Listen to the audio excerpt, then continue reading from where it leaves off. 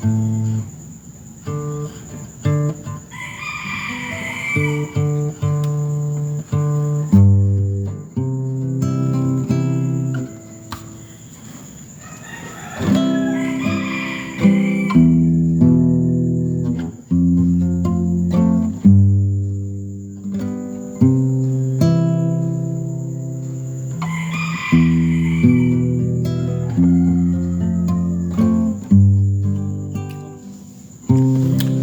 morning, Brother Dave. Good morning, Brother Lem. Purihin ng Diyos sa umagang ito. Tayo pong lahat ay nandito ngayon sa Insight, preaching the Word of God as it is. Ang layunin ng programang ito ay upang tayo lubos na magabayan ng Diyos sa buong araw na ating ginagawa sa pamamagitan ng kanyang mga salita. Good morning, Sister Jasmine. Pakishare niyo po yung video na ito para marami pong maabot.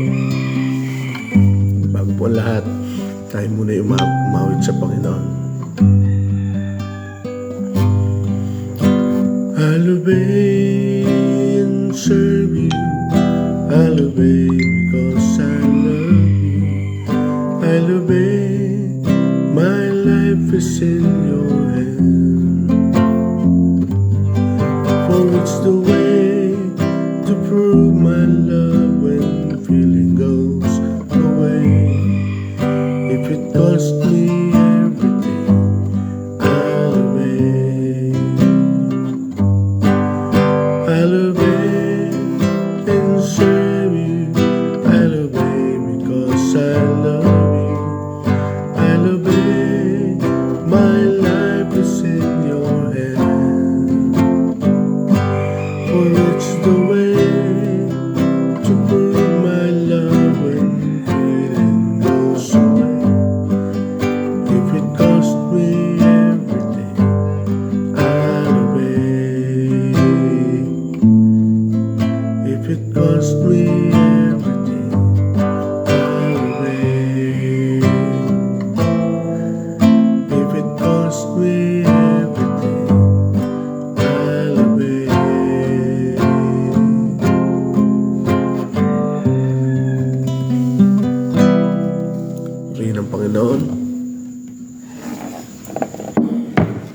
Tayo magbasa ng salita ng Diyos.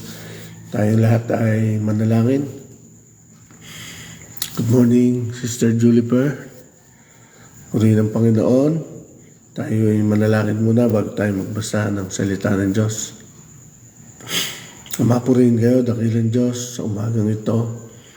Ang pagsama ninyo ay kailangan namin upang maunawaan namin, Panginoon, ang inyong mga salita.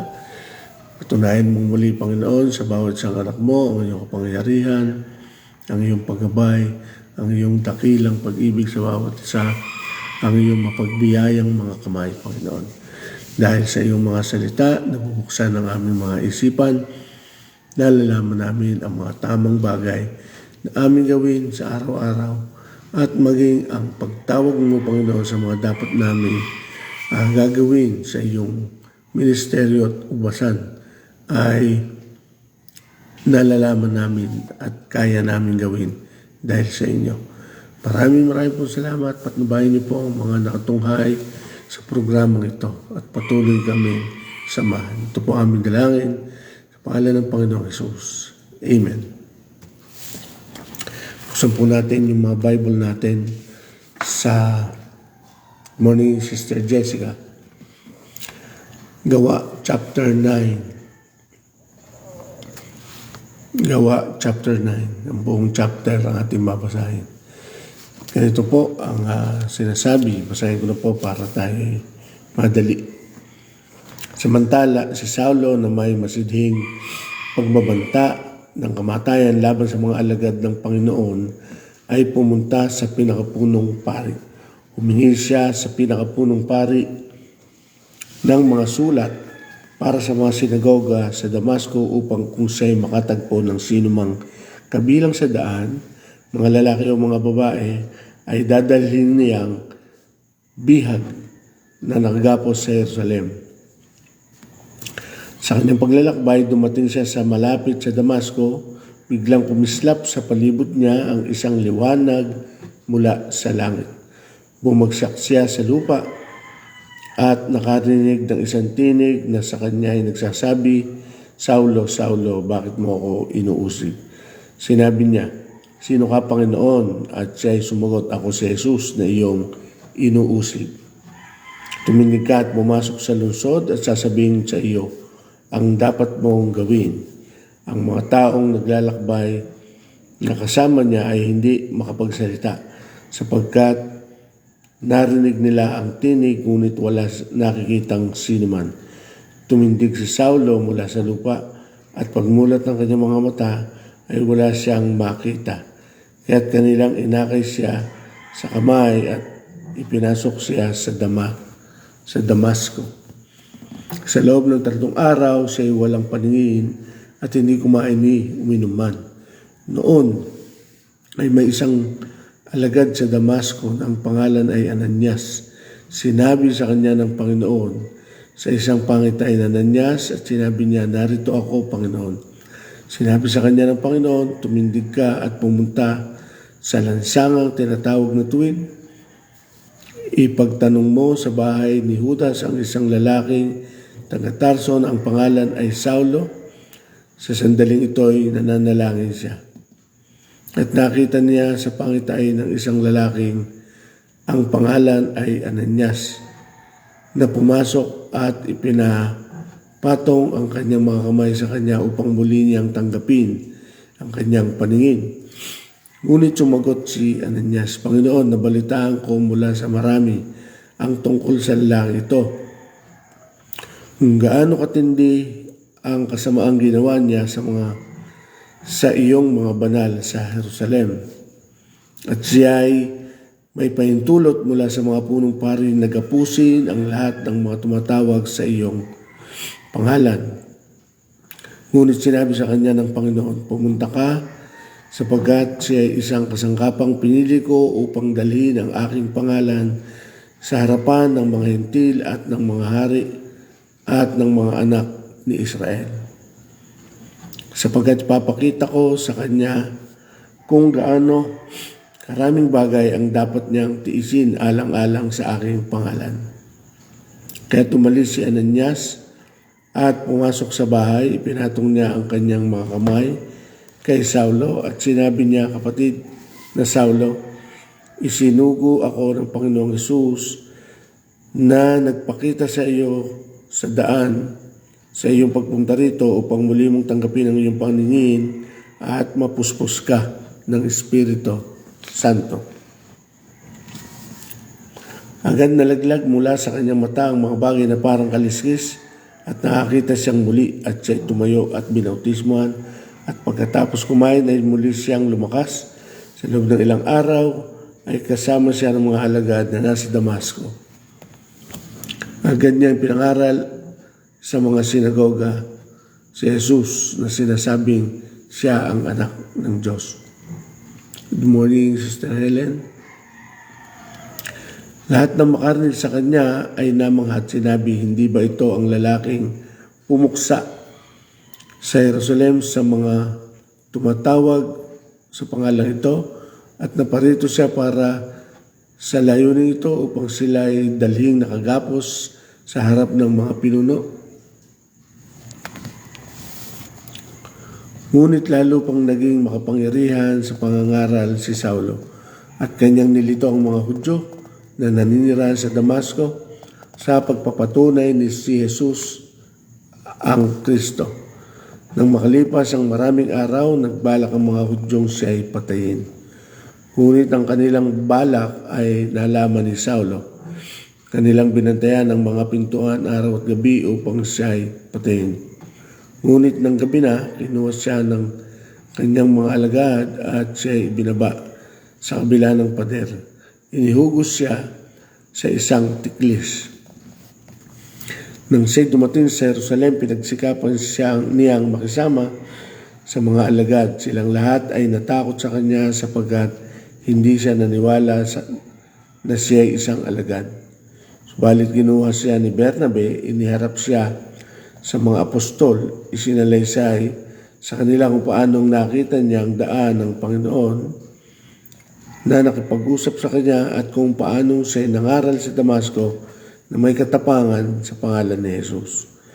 Kaya't siya ay naging kasakasama nila sa Jerusalem na nangangaral na may katapangan sa pangalan ng Panginoon. Siya ay nagsalita at nakipagtalo sa mga Helenista at nagsikap nilang siya ay patayin. Nang malaman ito ng mga kapatid, kanilang inihatid siya sa Cesarea at siya ay pinapunta sa Tarso. Sa gayoy, nagkaroon ng kapayapaan at tumatag ang iglesia sa buong Judea, Galilea at Samaria na namumuhay na may takot sa Panginoon at may kaaliwan ng Espiritu Santo. Ito ay dumami. Verse 32. Sa pagdalaw ni Pedro sa lahat ng dako sa mga manampalatayang pumunta rin siya sa mga banal na naninirahan sa Lida. Good morning, Sister Bernadette. Good morning, Father Leodel Samuel. Doon natagpuan niya ang isang lalaki na ang pangalan ay Aeneas na 18 taon nang nakaratay. Sinabi sa kanya ni Pedro, Aeneas, pinagaling ka ni Jesucristo. Bumangon ka at ayusin mo ang iyong higaan. Agad naman siyang bumangon. Siya'y nakakita ng lahat ng mga naninirahan sa Lida at siya'y nakita ng lahat ng naninirahan sa Lida at sa Sharon at sila'y bumaling sa Panginoon. Noon ay may isang alagad sa Joppa na ang pangalan ay Tabita na sa Grego ay Dorcas. Siya'y puspos ng mabuting gawa at ng pagkakawang gawa.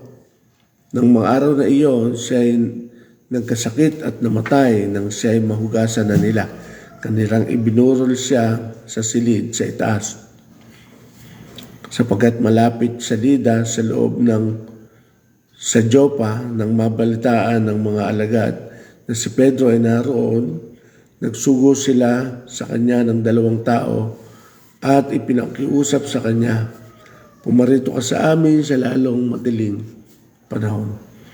Kagad tumayo si Pedro at sumama sa kanila. Pagdating niya, kanilang inihatid siya sa silid sa itaas.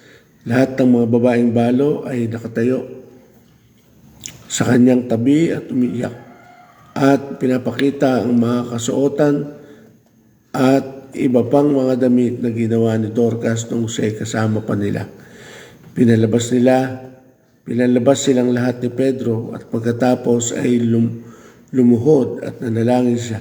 Bumaling siya sa bangkay at kanyang sinabi, Tabita, bumangon ka. Iminulat niya ang kanyang mga mata at nang makita niya si Pedro, ay naupo siya. Iniabot ni Pedro sa kanya ang kanyang mga kamay at siya'y tumindig. Pagkatapos tawagin ang mga banal at ang mga babaeng balo, siya'y iniharap niyang buhay. Ito'y napabalita sa buong Joppa at marami ang nananampalataya sa Panginoon. Si Pedro ay nanatili sa loob ng maraming araw sa Joppa, nakasama ni Simon na isang tagapagluto ng balat. Purihin ang Diyos. Good morning, Danay Carmi. Gandang umaga po sa inyo lahat. Patuloy lang po tayo sa pag-aaral ng salita ng Diyos. Okay, yung pong binasa natin, chapter 9 ng Gawa. Kilalang kilala ito at hindi nalilimutan ng mga mambabasa ng salita ng Diyos. Na ito yung panahon na tinawag ng Diyos si Pablo, si Saulo. Mga kapatid, ang pagtawag ng Panginoon ay sadyang nakakamangha. Magpasa hanggang ngayon ay nakakamangha kung paano siya tumatawag ng mga taong gagamitin niya. Hindi lamang sa pagsunod sa loob ng iglesia, kundi pati sa pangangaral, pagpapastor, pagtuturo sa loob ng kanyang iglesia. Okay. Tumatawag siya ng mga ebanghelista, tumatawag siya ng mga pastor, tumatawag siya ng mga tagapagturo. Okay. Kamanga-manga ito kasi si Saulo ay kilala, nakaaway ng aral ng Panginoon, kaaway ng Panginoon. Ayaw niyang maniwala. Kasama din siya sa mga ordinaryong Hudyo na ayaw kumilala sa Panginoon, mga ordinaryong Israelita. At magpahanggang ngayon ay marami pa rin sa mga Israelitang Hudyo ang hindi pa lubos na kumikilala sa Panginoon, na hanggang ngayon hinihintay nila ang kanilang tagapagligtas. Okay. Pero may kaparaanan pa rin ng Panginoon para matawag niya mula sa kanyang bayan, mula sa pinili niyang bayan, yung talagang kabilang sa katawan ng Panginoon. Good morning, Sister Beverly. May kaparaanan siya. At isa yung ginawa niya kay Pablo, nakaparaanan ng Panginoon kung paano siya tinawag.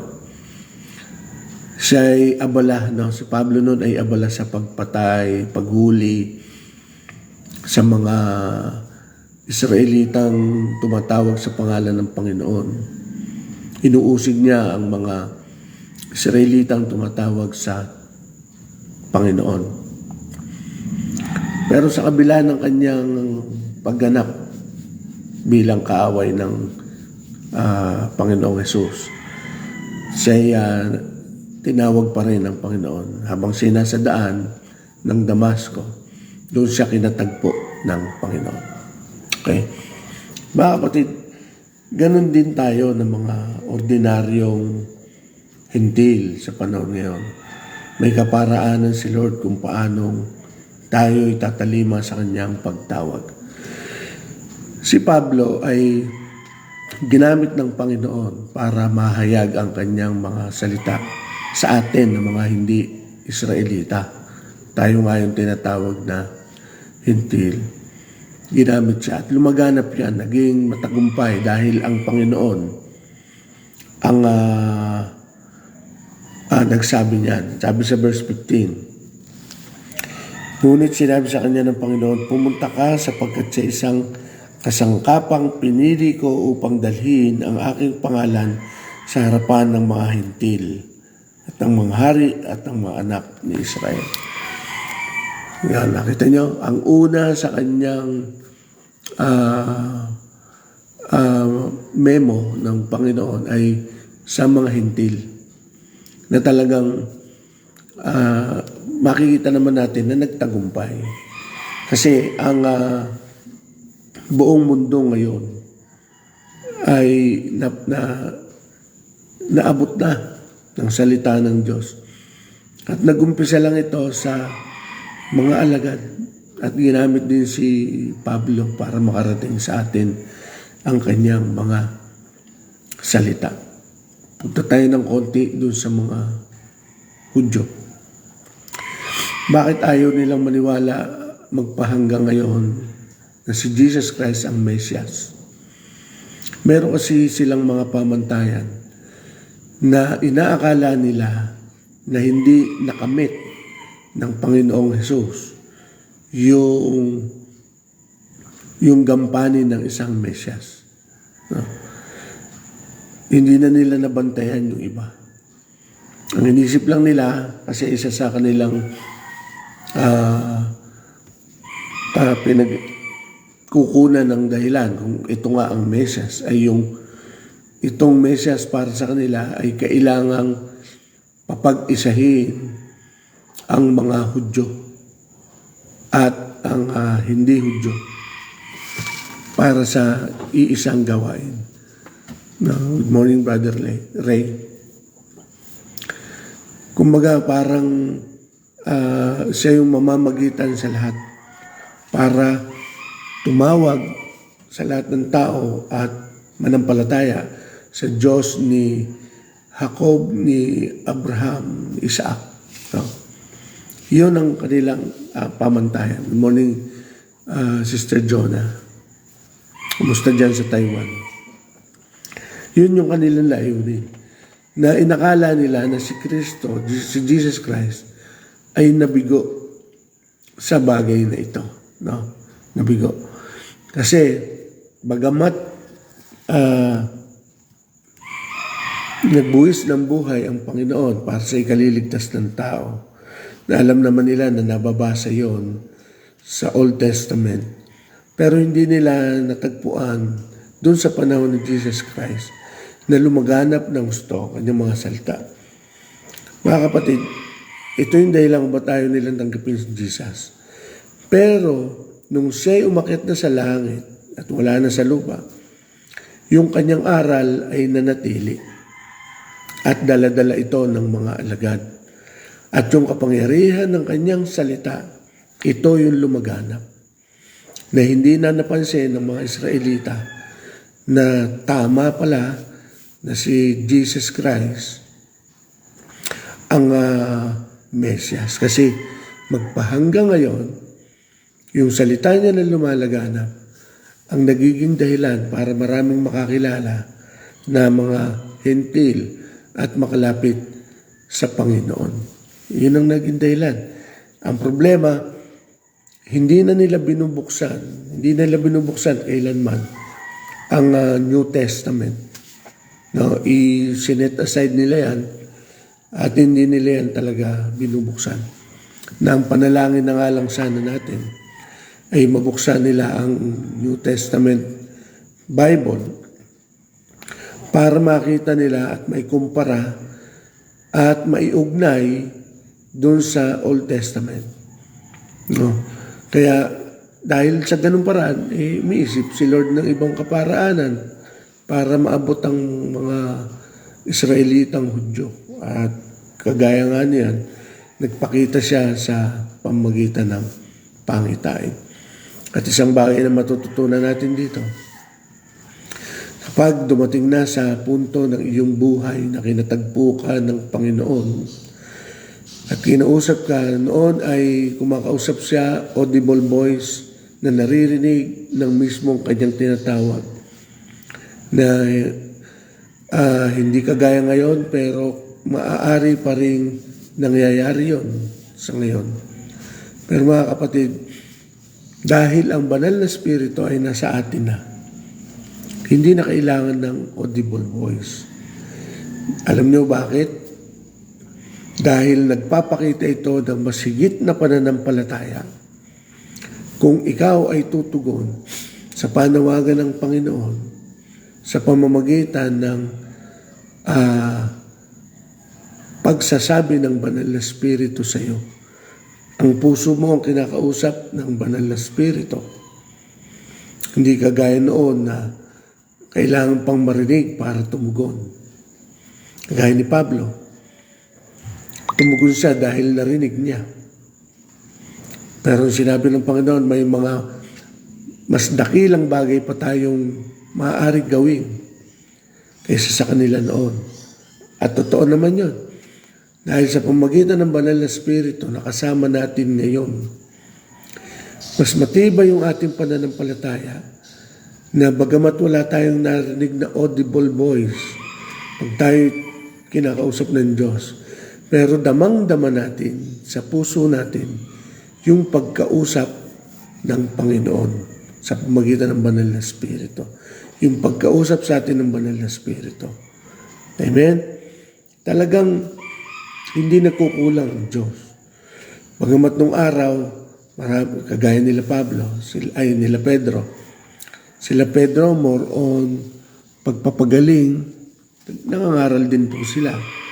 Pero isa sa mga kasangkapan nila sa pagpapalaganap ng salita ng Diyos ay yung pagpapagaling, yung physical na nakikita nila na gumagaling yung mga may sakit. Okay? Siyempre, pagka may nakikitang gumagaling, mas naniniwala yung mga tao. Mas nakabatay doon yung kanilang pagtugon kasi doon nila nababasihan, tama pala ito. Ito siguro talaga ang tama, ito talaga ang sa Diyos kasi nakapagpapagaling. Samantalang si Pablo, isang account lang yung nakita dito sa Biblia na siya nagpagaling. More on si Pablo sa pangangaral ng salita. No? Sa Acts 14, doon lang makikita yung isang pinagaling niya na lumpo. No? Pangalawa, nagkaroon ng mga debate tungkol kay Pablo. Nag-umpisa nga ito sa mga alagad na parang hindi agad nagtiwala sa kanya. Mismo si Ananias na kinausap ng Panginoon sa pangitain ay nagtanong pa sa Panginoon na tama ba na siya kabilang sa mga anak ng Diyos. Ito nga mamamatay tao, nagpapakulong ng mga Hudyo na Kristiyano. Pero pinatunayan ng Panginoon dahil sa pangungusap sa kanya, dalawang bagay. Kinausap siya ng Diyos at si Pablo ay kinausap din ng Diyos. Kaya nagtatagpo yung pamamaraan ng Diyos para mapatunayan na talagang kinausap sila ng Panginoon. Ito'y kagaya din ng account na susunod dito sa chapter 10. Na si Pablo ay kinausap ng Panginoon at si Cornelio ay kinausap din ng Panginoon. No? Dalawang bagay para mapatunayan na sa Diyos ang panawagan na yun noon. Pagkamat ngayon ay mas maganda kasi dahil nabasa na natin yung kwento, nababasa natin yung Biblia, tumitibay yung ating pananampalataya sa Panginoon kahit walang ipinapakitang milagro o pagpapagaling kasi ang pananampalataya natin ay nasa banal na spirito. Hindi naman tumitigil ang pagpapagaling. No? Hindi lang kagaya noon na napaka-revealing ng pagpapagaling. Hindi kagaya ngayon, nagpapagaling man siya, pero hindi yung talagang parang kagaya dati na instantly. No? Ako po ay isang patunay sa pagpapagaling ng Panginoon. Kaya lang, hindi na yun basta makikita ng mga tao, kundi yun ay patototohanan ko na lang. At ang pagpatunay lang niyan, yung mga dati kong kasama na habang nung panahon na bata pa ako. Una, yung aking magulang, mga kapatid, yung asawa ko. No, ng pagpapagaling ng Panginoon sa akin. Dati po kasi ako'y masyado ang asma. Talagang hindi lumilipas ang isang araw na hindi ako inaatake. Talagang tuloy-tuloy yun. Mawawala sandali, aatake bigla, mawawala sandali. Sa loob ng isang araw, baka hindi lang mga 10 beses akong aatakehin. Pero dahil meron akong inhaler, mawawala yun. Isa ako sa pinagaling dahil ngayon, buong maghapon, buong taon, hindi ko na alam kung ilang taon na yung lumipas na ako hindi na hinihika. No? Kung meron man akong maramdaman na paninikip ng dibdib, ay hindi na ganun kagaya nung dati. Kaya nagpagaling ng panahon. Hindi naman nawawala yung kanyang gift of healing. Hindi nawawala yon. Hanggang ngayon ay may pagpapagaling.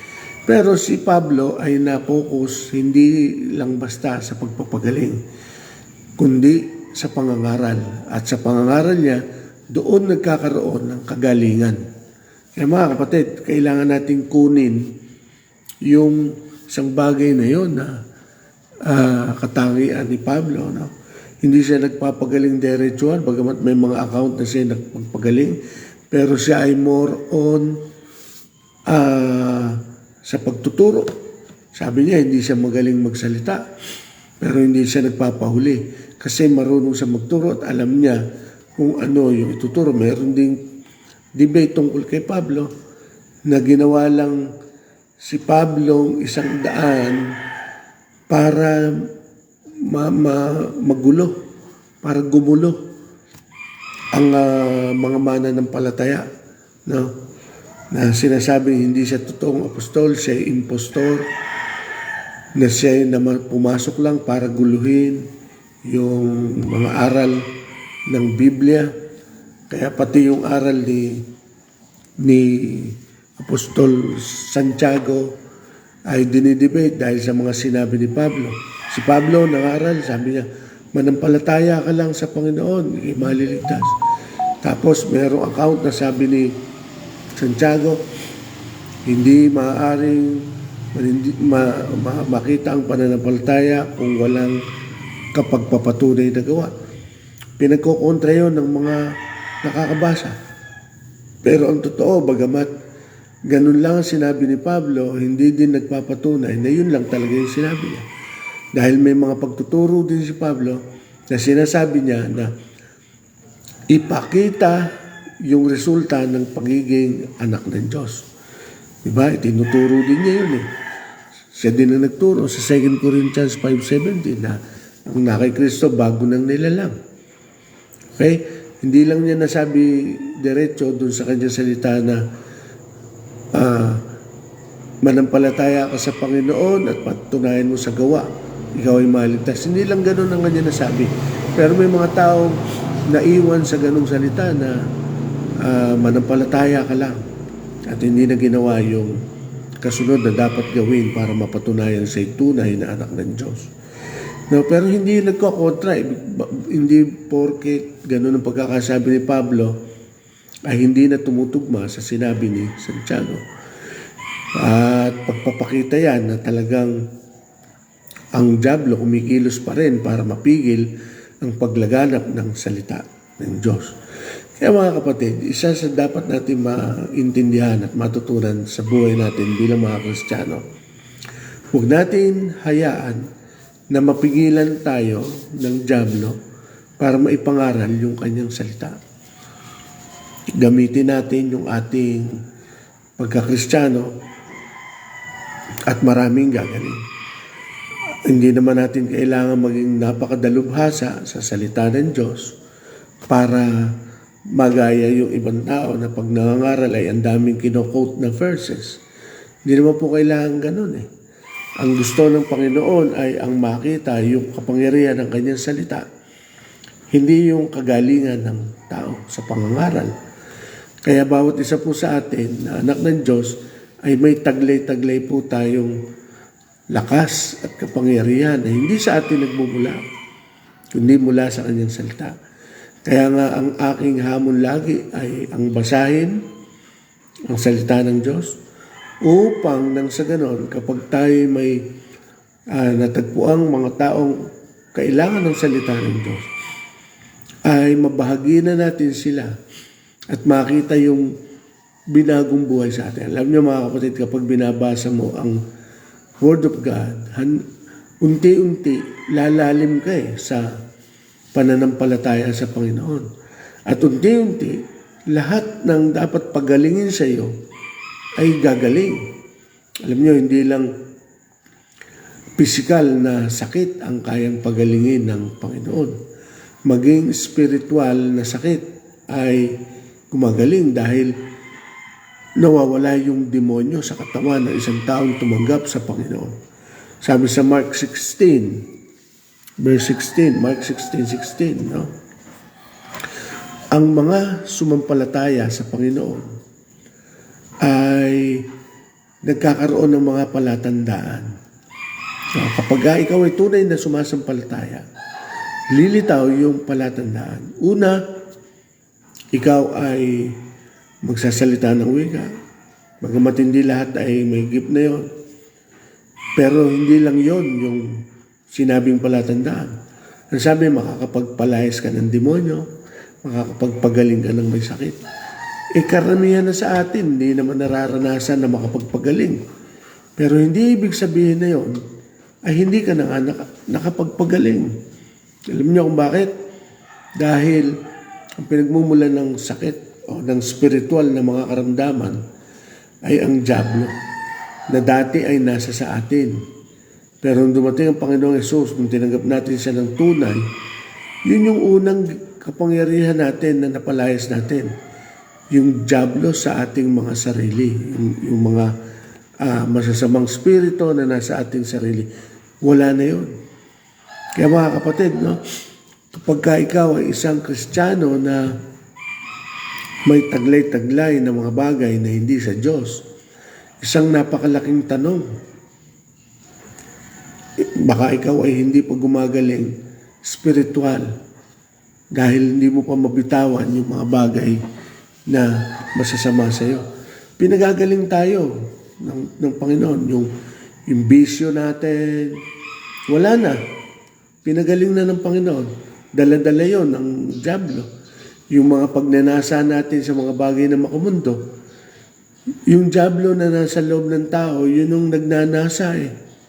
Yun yung tumutulong sa katawan mo na magnasa sa mga bagay na hindi na dapat ninanasa ng isang anak ng Diyos. Dahil nasa atin na si Kristo, lumalayas yung mga demonyo na yun. Kaya pati ang pagnanasa natin ay hindi na sa mga makamundong bagay, kundi puro tungkol na lang sa mga bagay na maka-Diyos. Mas iniibig na natin ngayon yung gawain kaysa sa mga lakad ng sanlibutan. Hindi na natin na ipagpapalit ngayon yung mga bagay na ipinapangako ng mga tao kaysa sa ipinapangako ng Diyos. Kapag nagsabay ang lakad patungkol halimbawa sa panawagan ng mundo na dito baka may mapala ka, inuuna natin yung gawain ng Panginoon dahil may pangako ang Diyos na pag inuna siya, pagpapalain tayo ng lubos. Nababago kasi kapag pagka hindi pa umiiral sa katawan ng isang tao, yung pagnanasa sa gawain niya, yung desire na makatagpo lagi ang Panginoon, question na malaki yun. Question na malaki. Bakit hindi ninanasa ng iyong puso? Hindi pwede kasi dahil pag nasa iyong banal na spirito, automatic magnanasa ka ng matindi sa gawain ng Diyos. Pero kapag ang pakiramdam mo parang kang tinatamad, hindi banal na spirito ang nasa katawan, kundi impluensya ng masamang spirito. At pag pinagbigyan mo yon, hindi ka gagaling. No? Hindi lang yon mga ganung bagay na pagnanasa sa gawain. Pati yung bubukal sa ating mga bibig. Good morning po, Sister Elsa. Gandang umaga po. Hindi lang po yung mga bumubukal sa bibig ang hindi lang yung pagpapagaling spiritual ng paglaya sa dyablo ang pinapagaling, pati yung kilos, gawa, pananalita natin pinapagaling ng Panginoon. Nagbabago na yung ating kilos, nagiging pino. Hindi na tayo nagiging magaslaw. Kasi ang gusto ng dyablo maging magaslaw ka at makasanlibutan ang kilos. Hindi na tayo nagsasalita ng mga pangit na salita. Ang nag-uudyok lang sa tao para magsalita ng pangit ay ang dyablo.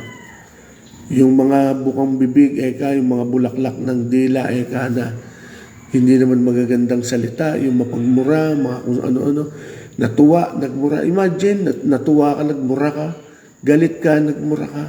Lahat na lang ng emosyon ay ang kasunod ay mura. Hindi po pwede yun. No? Indikasyon yun na mayroon pang hindi gumagaling sa iyong buong katawan. Ay mga kapatid, kaya basahin natin ang Word of God. Ito yung tanging paraan para gumaling tayo ng lubos. Mula pang pisikal hanggang pang espiritual ay pagagalingin tayo. No? Sila Pablo, nagpapagaling ng mga may sakit, ng mismong namatay, nagbumubuhay sila. Hindi na natin basta magagawa yun, malibang ipahintulot ng Panginoon. No? Huwag niyong ideder na basta magbuhay ng patay. Bagamat pwede natin gawin yon sa tulong ng Diyos. Pero hindi mangyayari yun kung hindi ka puspos una ng salita niya. Hindi ka pupuspusin ng banal na spirito. kung hindi ka rin naman napupuspos ng kanyang salita. Mga kapatid, saan magmumula? Ito tanong ko. Saan magmumula ang kapangyarihan mula sa Panginoong Diyos o sa Banal na Espiritu? Kung ikaw mismo na katawan, hindi ka nagpapapuno ng salita niya, ng salita ng Diyos. Hindi ka napupuno, wala kang salita ng Diyos. Bigla ka lang nagkaroon ng kapangyarihan. Ang gumagawa po noon ay ang dyablo. Pero kapag tungkol sa Panginoon, hindi ganyan ang paraan ng Panginoon. Ang paraan ng Panginoon ay may sistema, may tamang pamamaraan. Gagamit siya na nagpapagaling, gagamit siya ng mga tao na nakapagpapagaling spiritually and physically. Pero kukunin niya yon sa mga taong nagpapapuspos ng kanyang salita. Mga kapatid, kaya minsan hindi tayo maging vessel o kasangkapan para makapagpagaling ng tao. Instead, ay sila pa'y sumasama pag nakikita tayo. Hindi mabuti yun. Kasi dapat tayo bilang mga anak ng Diyos, may impluensya na tayo sa lipunan, sa paligid. Ang nakikita na sa atin ay ang mga kabutihan ng Diyos at manggagaling lang yon sa pagbabasa mo ng kanyang mga salita. Romans 10:17. Anong sabi? Sa pagbabasa tayo makakakuha ng pananampalataya. Okay? Hindi ka nagbabasa. Saan ka lalalim ng paghahayag ng salita ng Diyos? Sa pamagitan ng pananampalataya mo sa isip, hindi po pwede. Ang pananampalataya mo kailangan makita sa iyong buong pagkatao na talagang ikaw ay sa Diyos. Kung ikaw ay mapapansin ng mga tao na kasama ng mga born again, pero ang kilos mo hindi kilos born again, instead na sila'y gumaling, sila'y magkakasakit lalo. Ano ibig sabihin? Malalayo sila sa Diyos. Dahil ikaw, hindi ka nagiging kasangkapan para sa'y gumaling. No. Mawawalan siya ng tiwala sa Diyos. Makikita sa'yo, yan ba born again? Ba't ako sasama dyan? Yan nga mismo ang sama ng ginagawa. Ang bibig, mura ng mura. Ang kilos, wala sa ayos. Ang utak, laging pagalit. Ang takbo ng isip, laging mapanlamang. Paano ka makakikita? Paano maihahayag mo yun? Di ba?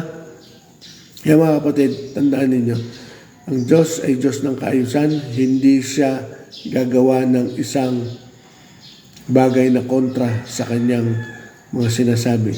Hindi siya gagamit ng tao na wala namang alam sa salita ng Diyos para makapagpagaling.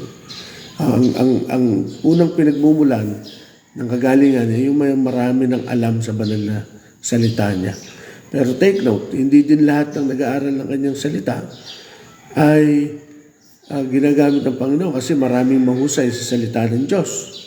No? Baka magtanong kayo, sabi ni Pastor, yung mga mahuhusay, daming mahusay, meron nga nagbabasa ng Biblia, sabi, babasahin niya kahit patay ilaw. Mahirap yun. Kahit yung mga ganoon, hindi ibig sabihin na yun ay sa Diyos. Kasi kung mali yung kanyang pagpapaliwanag sa kanyang binasa, ay alam din yun ng Diyos na hindi siya sa kanya. Kaya basahin lang natin ang Word of God. Kaya nga meron tayong programa, Preaching the Word of God as it is. Good morning, Pastora MJ. Preaching the Word of God as it is. Ano ibig sabihin? Pinapaliwanag natin ang salita ng Diyos, hindi ayon sa ating pag-aanalisa o sa ating sariling haka-haka, iniaayon sa sarili nating gusto, kundi ipinapahayag natin ang salita ng Diyos ayon mismo sa kanyang mga salita. Mismong ayon sa Diyos. Hindi natin binabago, hindi natin tinutwist.